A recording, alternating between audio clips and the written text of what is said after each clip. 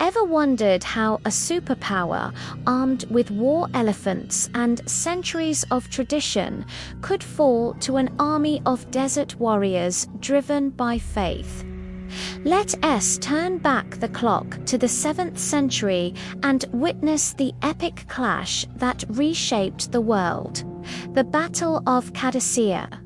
At the time, the Sassanid Persian Empire was one of the two giants of the ancient world, alongside the Byzantines.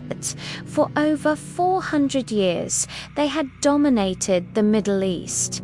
Their cities were marvels of architecture. Their culture was rich and sophisticated, and their military was a force to be reckoned with.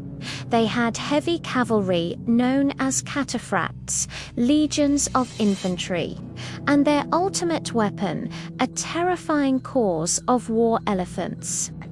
To the nascent Arab armies emerging from the Arabian Peninsula, the Sassanids were the very definition of an empire. Leading the mighty Persian forces was the most respected general in the empire, Rustam Farosat.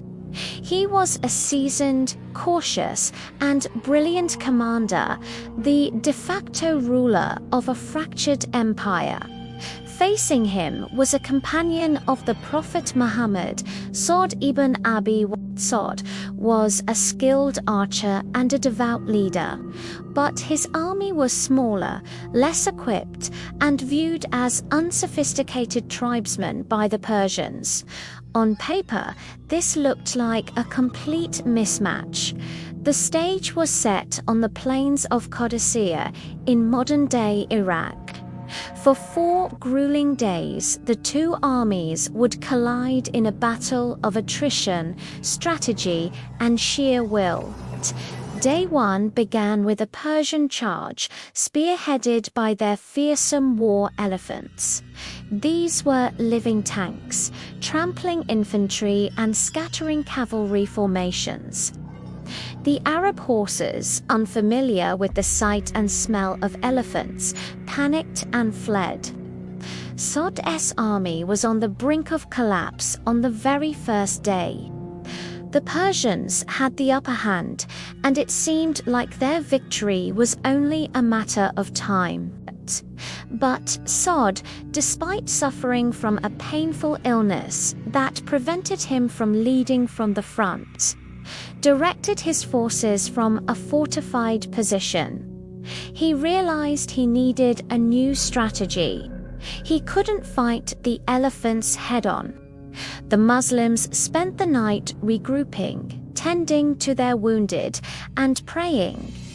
Their faith was their strongest armor, and their morale, though shaken, was not broken. On the second day, the Muslims implemented a clever strategy. As the elephants charged again, small, elite groups of Arab warriors were tasked with a specific mission: blind the elephants or cut their girths to unseat the heavily armed riders in their howdahs.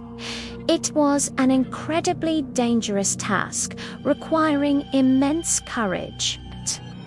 At the same time, other soldiers disguised their camels with cloaks and hangings to make them look like strange monsters. These monster camels spooked the Persian horses, just as the elephants had spooked the Arab horses the day before. The tables were beginning to turn. Day 3 was the most brutal of all. The fighting was relentless, a chaotic swirl of steel and dust. Both sides were exhausted and casualties mounted. The battle raged through the day and into the night, which became known as the Night of Rumbling. The sounds of clashing swords, war cries, and the groans of the wounded filled the air. Neither side would give an inch. The decisive moment came on the 4th day. A fierce sandstorm suddenly blew up from the west, directly into the faces of the Persian army. It blinded them, filled their eyes with grit, and threw their formations into disarray. Rustam, the Persian commander, was near his command post when the storm hit, trying to rally his men. According to the historical accounts, the storm was so violent it tore a canopy from a camel carrying baggage, and the container fell, breaking Rustam's back. Dazed and injured, he tried to crawl to the nearby river to escape. An Arab soldier found him, and in that moment, the fate of the Persian Empire was sealed. The soldier killed Rustam and, climbing a high point, shouted to both armies, "By the Lord of the Kaaba, Rustam is dead." The news spread like wildfire through the Persian ranks. With their legendary commander gone and the storm raging against them, their morale shattered completely. What was a desperate battle became a full-blown rout. The Persian army, once the symbol of imperial might, broke and fled. The victory at Qadisiyyah was total. The path to the Persian capital, Ctesiphon, was now wide open. Ctesiphon was one of the world's great cities, a treasure trove of unimaginable wealth accumulated over centuries. When Sa'd's army entered, they were reportedly stunned by the opulent gold, silver, jewels, and luxurious silks beyond anything they had ever imagined. The legendary imperial palace, with its massive arch, was captured. But the fall of the capital wasn't the end. The battle for Persia had just begun. The victory at Qadisiyyah broke the back of Sassanid military power, but the conquest of the vast Iranian plateau would take years of further campaigns. The last Sassanid king, Yazdegerd III, fled eastward, trying to rally support, but he was a king without an army and without a kingdom. He was eventually assassinated, marking the final definitive end of the Sassanid dynasty.